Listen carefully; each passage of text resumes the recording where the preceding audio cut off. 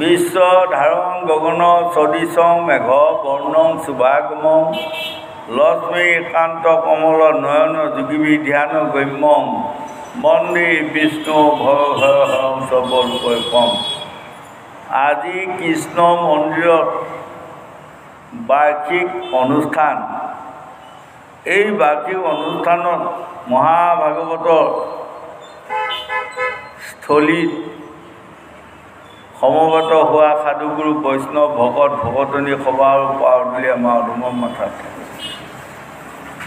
আজি মহাভাগৱতে আমাক বুজাই গৈ আছে, গংগা পাৰত পৰীক্ষিত ৰজাই শুকদেৱক প্ৰশ্ন কৰিছিলে যে পৃথিৱীত যিমান তীৰ্থ আছে, সজনসকল আছে, তাত বা তপস্যা কৰা অৰ্থাৎ ব্ৰহ্মচাৰ্য, বানপ্ৰস্থ, গায়স্থ, সন্ন্যাস চাৰিখন আশ্ৰমৰ ভিতৰত কোন আশ্ৰমত আমি থাকিলে বা মনুষ্যসকল থাকিলে উপকৃত হ'ব পাৰিব, এইকণ কথা গুৰুদেৱ বুজাই দিয়ক। এই তেতিয়া শুকদেৱে আজি গংগা পাৰত পৰীক্ষিত ৰজাক বুজাইছে, ৰজা এজন মানুহ বহুত তীৰ্থত ভ্ৰমণ কৰি ফুৰিছে সত্য, কিন্তু তেওঁ ভকতিহীন, তেনেহ'লে তীৰ্থত ঘূৰি ফুৰা কাম নহ'ব। এজন মানুহে বহুত তপস্যা কৰিছে সঁচা, কিন্তু তেওঁ ভকতিহীন, তেনেহ'লে তেওঁৰ তপস্যায়ো তেওঁক কাম নকৰিব, হয়নে? আমাক এইখিনিতে বুজালে সেই লোকসকল যদি ভগৱন্তৰ ওচৰত ভকতি নাহে, মানৱ সমাজৰ ওপৰত ভকতি নাহে, জীৱৰ ওপৰত যদি ভকতি নাহে, তেনেহ'লে আমি তপস্যা কৰি বা তীৰ্থ ভ্ৰমণ কৰিলেও সি ফল নধৰিব, ফলহীন হ'ব। গতিকে আমি সকলোৱে তপস্যা কৰিব লাগিব, ভাল কথা, তীৰ্থ ভ্ৰমণ কৰিব লাগিব, ভাল কথা, কিন্তু তাৰ মাজৰে মানৱ সেৱাটো আমি বজাই ৰাখিব জানিব লাগিব। মানৱ সেৱাটোৱে হ'ল ডাঙৰ ধৰ্ম, হয়নে? গতিকে জীৱ মাত্ৰেই ভগৱন্ত তাত লিপিবদ্ধ হৈ আছে। সকলো জীৱৰ প্ৰতি আপোনাৰ আস্থা থাকিব লাগিব, মৰম দয়া আদৰ চেনেহ থাকিব লাগিব। তেনেহ'লে সেইবোৰতেহে এজন মানুহে ভকতি দিশত আগবাঢ়িব পাৰিব বুলি আজি গংগাৰ পাৰত শুকদেৱে পৰীক্ষিত বুজোৱা মানে আমাক বুজাই আছে গোবিন্দ।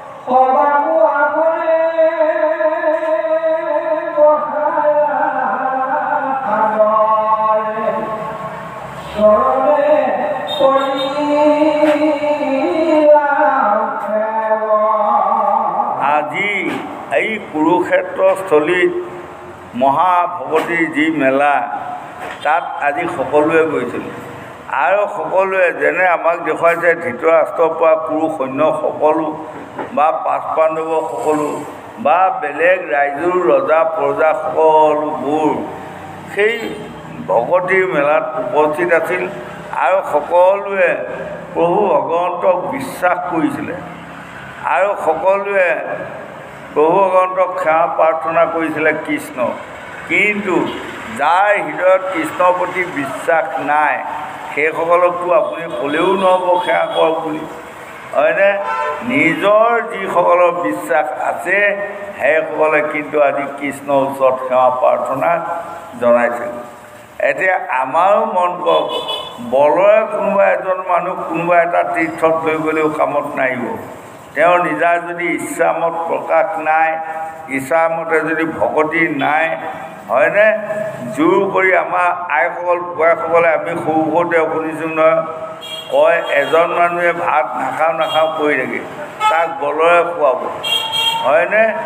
সকলোৱে যত্ন কৰি আৰু শেষত যেতিয়া সি নিগিলিব, নাখাওঁ বুলি ক'লে খুৱাব পাৰিব, আপুনি খুৱাই দিব পাৰিব, যদি নিগিলি তাক কি কৰিব?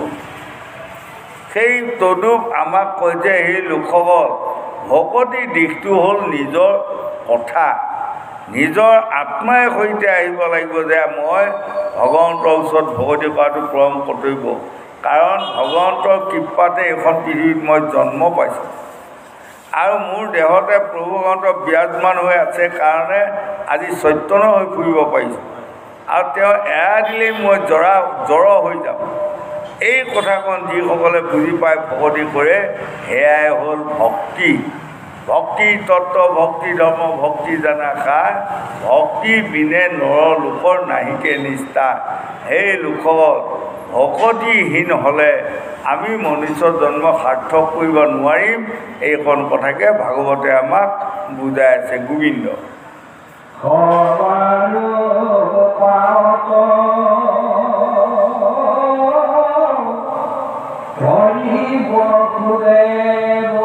বঢ়িয়া।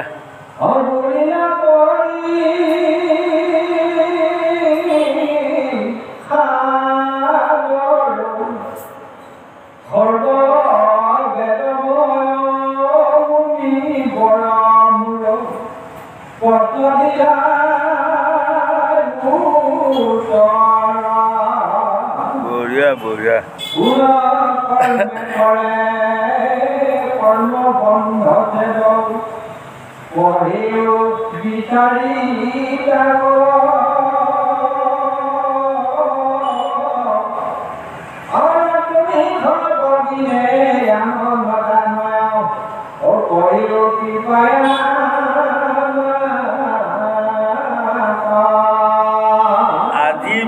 বসুদেৱে এখন সমাজত সকলো আছে, তাত তেখেতে প্ৰশ্ন এটা কৰিছে যে কি মতেদি মনুষ্যৰ জন্মটো আমি সাৰ্থক কৰিব পাৰিম, কি মতে কৰ্মত আগবাঢ়ি গ'লে আমাৰ ভকতি আহিব, ভকতি আহিলে আমি কেনেকৈ গতি পাম, গতি পালে আমি কেনেকৈ মুকুতি পাম, আটাইকণ কথা আপোনাসকলে মোক বুজাই দিয়ক। আৰু এইকণ কথাকে আজি গংগাৰ পৰা পৰীক্ষিত দাদাই শুকদেৱক প্ৰশ্ন কৰিছে, হয়নে?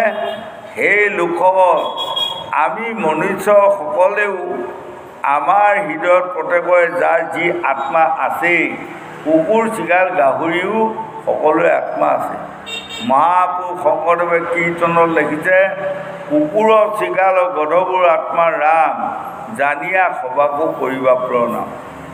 আমি যিমানবোৰ আমাৰ জীৱ আছে সকলো পঞ্চভূতি দেহা, কিন্তু তাতকৈ সেইসকলতকৈ আমাক চাৰিটামান বস্তু বেছি দিলে। কি দিলে? মানে জ্ঞান দিলে, বিবেক দিলে, বুদ্ধি দিলে, লাজ দিলে। আৰু যদি এই চাৰিটা সম্পত্তি আমি বেছি পাই, চাৰিটা সম্পত্তি যদি কামত লগাব নাজানো, তেনেহ'লে মোকো সেই কুকুৰ চিগাৰ গাহৰিৰ লগতে তুলনা কৰিব। গতিকে সেই লোকসকল আমি কোনো কৰ্মে কৰে কৰ্ম বন্ধ ছেদ, পঢ়িও বিচাৰি তাক, কি কৰ্ম কৰিলে আমি বন্ধৰ পৰা মুকলি হ'ব পাৰিম। তাৰমানে এইখন ভৱকূপত আমি বন্ধত সোমালোঁ আহি। যেনেকৈ এটা পুখুৰী পানী ক'তো ওলাই যাব নোৱাৰে, কেৱল পুখুৰীতে পানীখিনি আছে, তাত যোনে যিমান ভাল বেয়া মানে গা পা ধুওক বা যিয়ে নকৰক, তাৰ পৰা পানী ওলাই যাব নোৱাৰে। বোৱতী নদীখনক কিন্তু আপুনি ধুই থাকিলেও আপোনাৰ গাৰ পৰা ওলোৱা মহিলাখিনি উটি যোৱাৰ ৰাস্তা এটা আছে, হয়নে? তেনেকৈ আমাৰ মায়া সংসাৰখনৰ এইটোকে কৈছে অন্ধকূপ। এই অন্ধকূপটোৰ পৰা আমি পোহৰলৈ যাবলগীয়া হ'লে আমি এক নম্বৰতে সজনৰ সংগ লোৱাটো পৰম কৰ্তব্য। সাধুৰ সংগ, সজনৰ সংগ লৈ যেতিয়া আমি ভগৱন্তৰ ভকতি কি ধৰণে কৰিলে ভগৱন্ত তুষ্ট হয় তাৰ আঁতৰিটো পাম, তেতিয়া আমি অনায়াসে ভকতি কৰি ভগৱন্তক লাভ কৰিব পৰা ক্ষমতা পাম। এইকণ কথাকে আজি ভাগৱতত আমাক বুজাই আছে গোবিন্দ।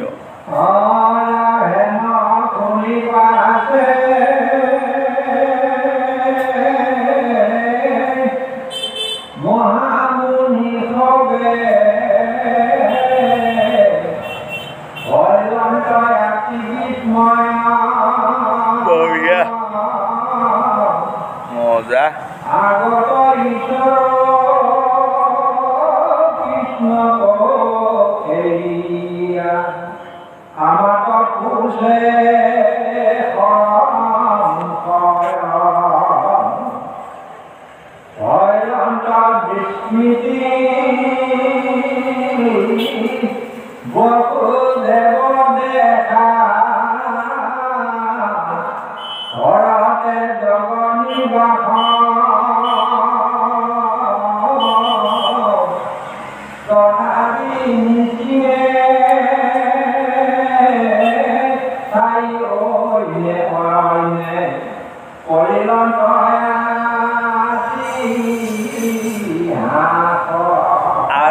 বসুদেৱে এইকণ কথা যেতিয়া সমাজত সুধিলে, আটাই সমাজৰ লোকসকলে চোৱা চুই কৰি অকণমান হাঁহাৰ নিচিনা দেখুৱাই আছে।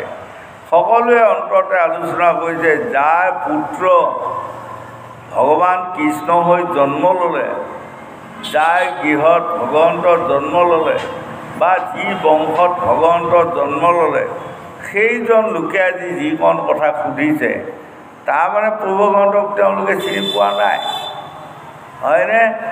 তেওঁৰ নিজৰ পুত্ৰকে তেওঁ যে ভগৱান বুলি চিনি পোৱা নাই। সেইকাৰণে যেতিয়া কৃষ্ণ বৈকুণ্ঠগামী হ'ল, সেইদিনা বসুদেৱে দুগুৰি কান্দি আছে, হায় হায়, মোৰ পুত্ৰই যে কৃষ্ণ হৈ অনন্ত কোটি ব্ৰহ্মাণ্ডক পৰিচালনা কৰিলে, মই কিন্তু জীয়াই থকা কালত মই বুজি নাপালোঁ, হয়নে? এতিয়া বৈকুণ্ঠগামী হোৱাৰ পাছত বুজি পায় আমাৰ তদুপ আমাৰ সংসাৰখনৰ নীতিয়ে এইটো।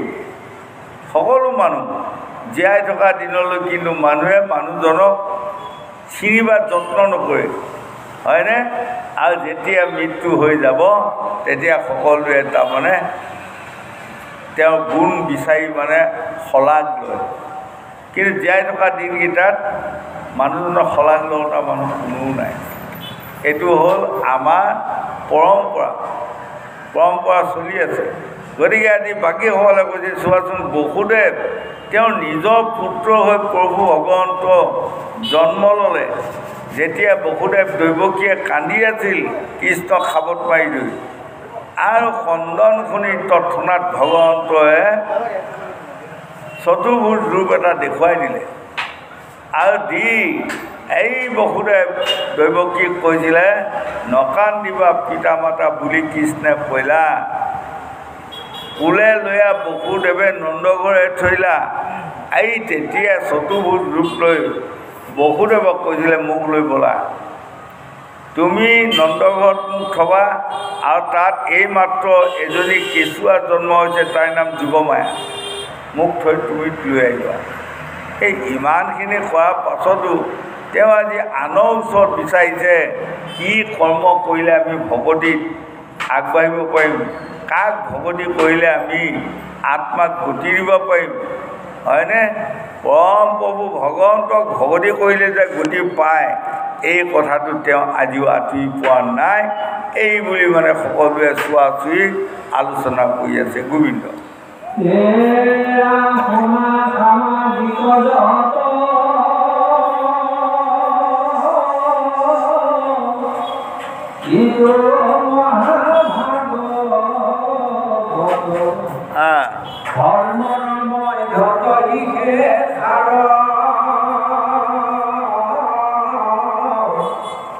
কৃষ্ণৰ চৰিত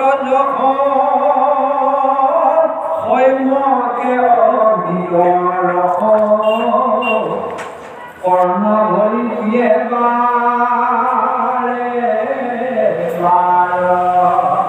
বঢ়িয়া দাইলে নগু ধৰে কালে হাতে দেবে ভালে ভালে কৃষ্ণ পায় কহিল শৰণে কৃষ্ণ তৰল পিয়াছিল কৃষ্ণ সে কহিত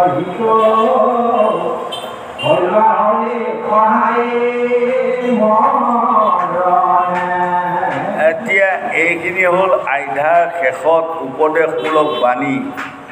শুনা সমাজিক জাত ইটো মহাভাগৱত ধৰ্মৰ মধ্যত ইকে সাৰ কৃষ্ণৰ চৰিত্ৰ যশ সবাকে অমিত ৰস কৰ্ণভৰি পিয়া বাৰে বাৰ। সেই লোকসকল, এইখনে হ'ল ভাগৱত। এই ভাগৱতৰ 12টা শ্লোক, আৰু এই 12টা শ্লোকৰে প্ৰথম শ্লোকটোৰ নাম হ'ল জ্ঞান। জ্ঞান বিজ্ঞান তদং ৰহস্য গুণ ক্ৰীড়া দৈৱ জাতি মায়া তৰণ জীৱ ঈশ্বৰ। এই হ'ল মহাভাগৱত, এই হ'ল বৈষ্ণৱ সনাতন ধৰ্ম, এই হ'ল ভাগৱতৰ ধৰ্ম। এইকণ কথা আপোনাসকলে বুজি কৃষ্ণৰ চৰিত্ৰ জগত যদি আপুনি ৰাতিপুৱা শুই উঠাৰ পৰা ভগৱন্তৰ যশ গুণৰ কথা অকণমান চিন্তা কৰে, ভকত বৈষ্ণৱৰ জনগুণৰ কথা যদি আপুনি চিন্তা কৰে, তেনেহ'লে আপোনাৰ দিনটোলৈ যাত্ৰা শুভ।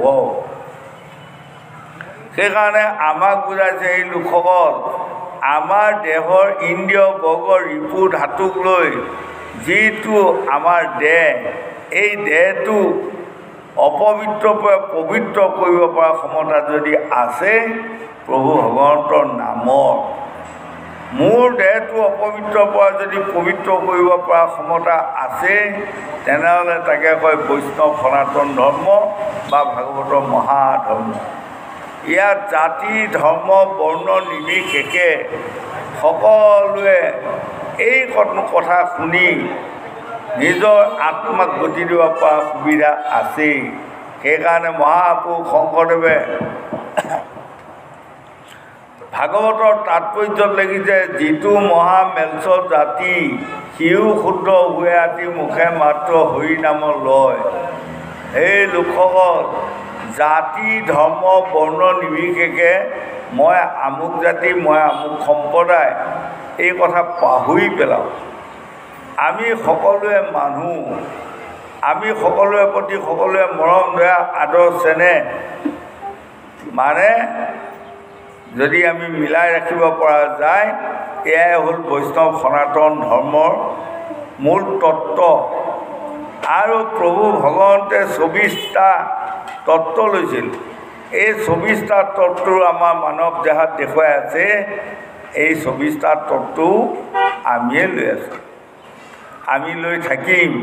গতিকে সেই লোকৰ কৃষ্ণৰ পাৱে পখিলো শৰণ, হয়নে?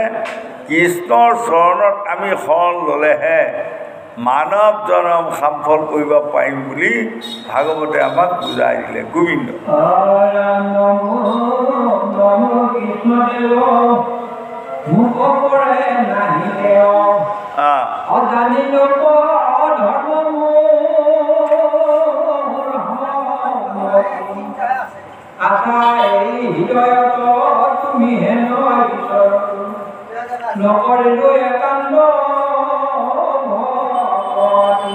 হে লোকসকল, যদি আপোনালোকে এই কম বয়সৰ পৰা এইখন জেগা যদি আপোনাসকলে এনেই খেদেই এদিন আপোনালোকে ভকতি প্ৰস্তাব লাগিব। হাই ল'ৰালি কালৰ পৰা আমি ভকতি নকৰি বিপদত পৰিলোঁ। সেইকাৰণে মন কৰিছে, সপ্তম স্কন্ধত প্ৰহ্লাদে দৈত্য শিশুসকলক কৈছিলে, এৰা হয়নে, আমি শুনা দৈত্য শিশুৱেৰা এৰা ন কৰ্ম, কুমাৰ কালতে লোৱা ভাগৱতৰ ধৰ্ম। কুমাৰী কালৰ পৰা যিসকলে ভাগৱতৰ ধৰ্মত অলপ হ'লেও মতি কৰি সেইসকলে এইখন পৃথিৱীত জ্ঞান উপাৰ্জন কৰিব পাৰিব আৰু ভকতি উপাৰ্জন কৰিব পাৰিব, হয়নে? তুমি হেন ঈশ্বৰত নকৰিলোঁ একান্ত ভকতি, এদিন প্ৰস্তাব লাগিবগৈ আমি যে একান্ত ভকতি নকৰাৰ কাৰণে আমাৰ মনুষ্যৰ জীৱনটো সাৰ্থক কৰিব নোৱাৰিলোঁ। শেষ বিচনাত পৰা দিনা আমি এইখন অনুতাপ আহিব আমাৰ হৃদয়ত। গতিকে এই শেষত অনা অনুতাপটোৰ কাৰণে আগতেই আপোনাসকলে সাধুগুৰু বৈষ্ণৱ সংগ লৈ আপোনালোকে যদি ভকতি কৰি যায়, তেনেহ'লে ইহকালে পৰকালে আপোনাসকলে আত্মাক গতি দিব পাৰিব বুলি ভাগৱতে আমাক বুজাই আছে। গোবিন্দ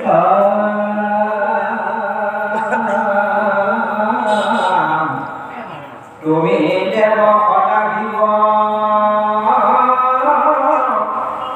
তুমি বঢ়িয়া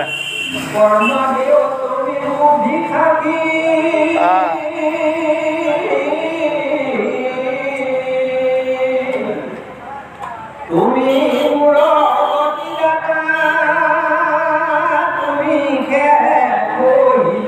আত্মা তথাপিত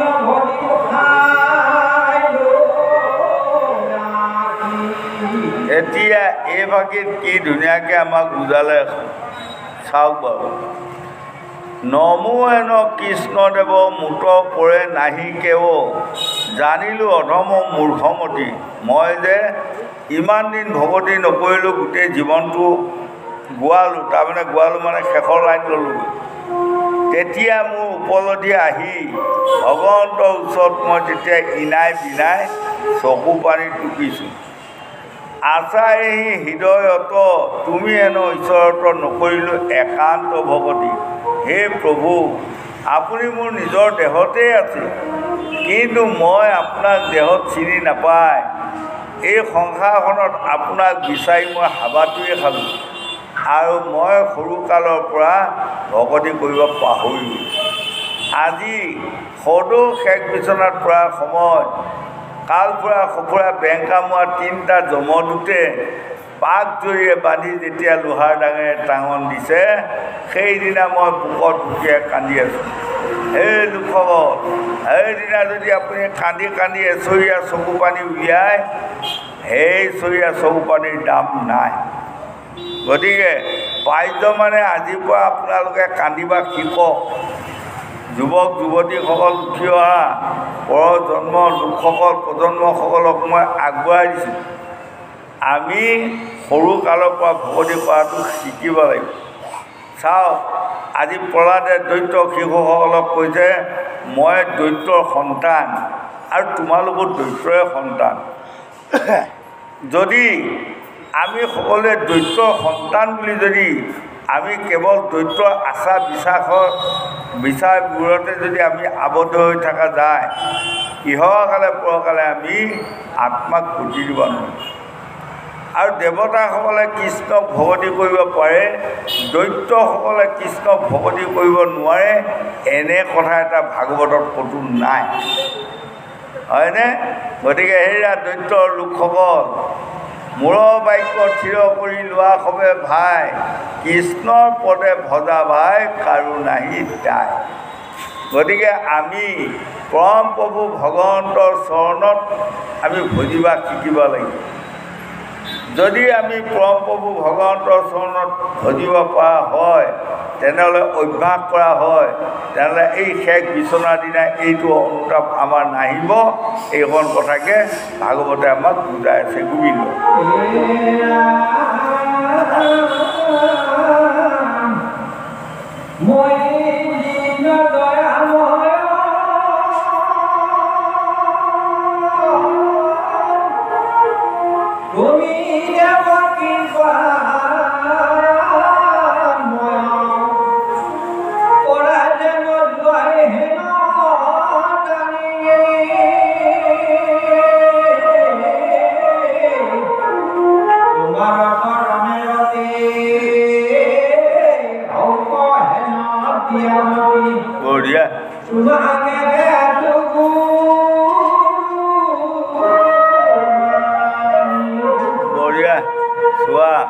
বৰ ধুনীয়া কথা এইখন লিখিলে।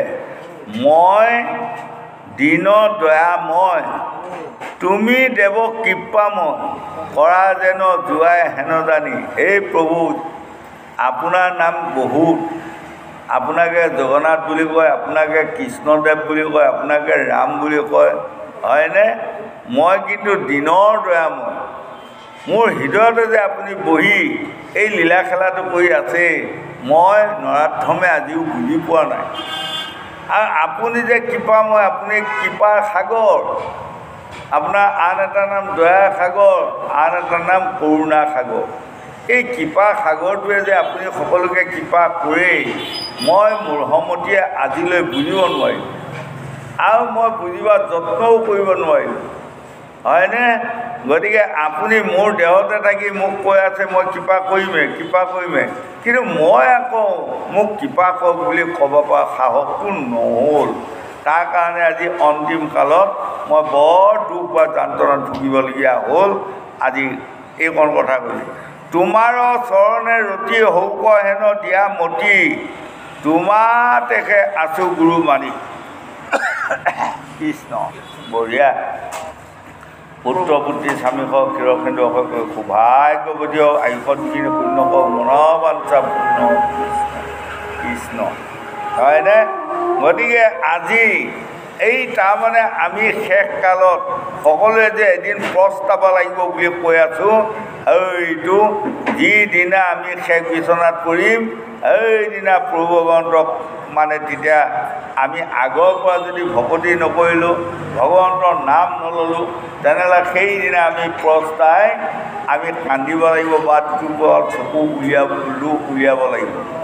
সেই লোকসকল, গতিকে আপোনাসকলক এইকণ মানে গংগা পাৰত শুকদেৱে পৰীক্ষিতক দিয়া যিটো জ্ঞান বিজ্ঞান তদং ৰহস্য গুণ ক্ৰীড়া দৈৱ জাতি মায়া তৰণ জীৱ ঈশ্বৰ এই 12 স্কন্ধ ভাগৱতৰ 12টা শ্লোকৰ কথাখিনি আজি পৰীক্ষিতক বুজাই থকা মানে আমাক বুজাই আছে। আমি এইখন কথা চিন্তা কৰি প্ৰভু ভগৱন্তৰ চৰণত শৰণ লোৱাটো পৰম কৰ্তব্য। গোবিন্দ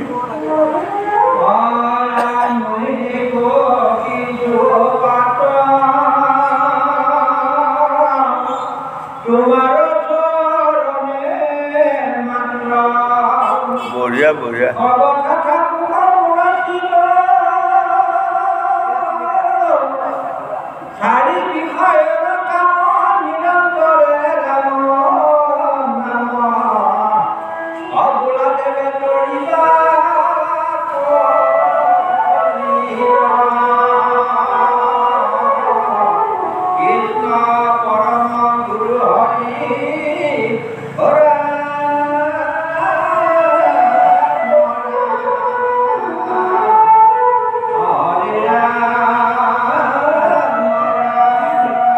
এতিয়া আইধাৰ শেষত আমাক কৈছে নহিকো কিশোৰ পাত্ৰ তোমাৰ চৰণে মাত্ৰ সৰ্বদা থাকোক মোৰ চিত।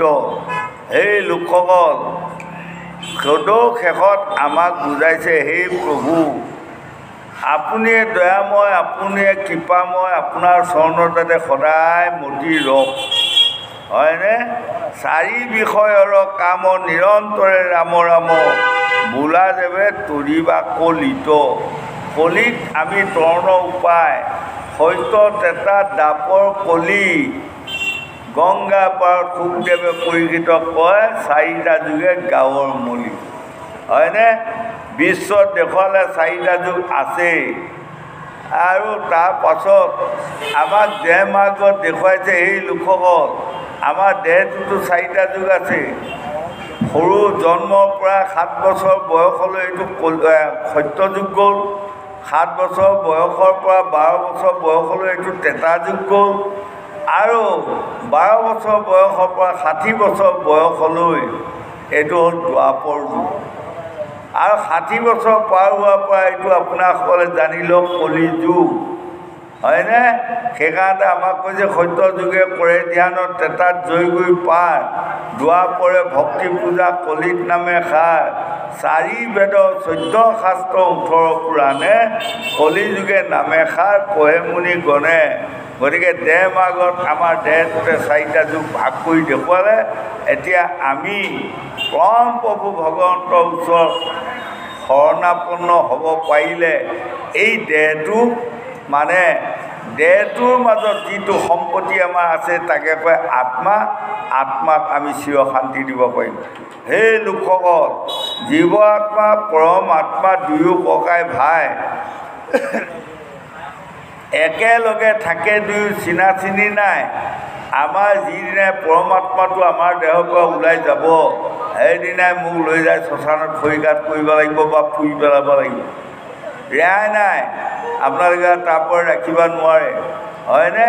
গতিকে আমাৰ জীৱ আত্মাৰ লগত পৰমাত্মা লগ লাগি থকাৰ কাৰণে আমি মানুহ হৈ ঘূৰি ফুৰিছোঁ। যিদিনাই পৰমাত্মাটো আমাৰ হৃদয়ৰ পৰা ওলাই যাব সেইদিনাই আমাৰ চিৰিটো কাটা যায়, তালিয়া সতটোহে ৰ'ব, হয়নে? সৎ পৰিণত হ'ম তাৰমানে। আৰু তাৰপাছত আপোনাৰ সেই সৎ প্ৰতি কাৰো মৰম দয়া আদৰ নাহেই। কেৱল সকলোৱে তেতিয়া কি ক'ব জানা? ধুমাধুম মানে শ্মশানক লৈহে যোৱা, কাম নাই আৰু। ঘৰৰ পুত্ৰ ভাৰ্যা নাতি পুতি সকলোৱে বিদায় দিব, হয়। সেইদিনা তুমি নাযাওঁ বুলিলেও বিদায় দিয়া মানুহ ঢেৰ ওলাব, কিন্তু আজি যাওঁ বুলিলেও বিদায় দিয়া মানুহ নাই, হয়নে? গতিকে আমাক কৈছে বয়স দিল ভাতি হাতে লইবা লাঠি তথাপি নচলে পাওঁ, ভাঙিল মাৰলি আগে গৈলাশালী ধনু খণ্ড ভৈলা গাঁও। এদিন আপুনি জানিল আমাৰ বয়সটো হালিব, দেহটো হালিব, হাতত এডাল লাখুটি লগা হ'ব, অৰ্থাৎ ভৰি দুখনে কাম নকৰা হ'ব। বিভৎস শৰীৰ আশী জোৰে নিব তিনি থানে থৈব ভাগ, কহয় মাধৱে সবেও মৰিবে তথাপি বুঢ়াহে আগ। সেই লোকসকল, বিভৎস শব্দ মানে কি জানে? এইটো বৰজোৱালী শব্দ।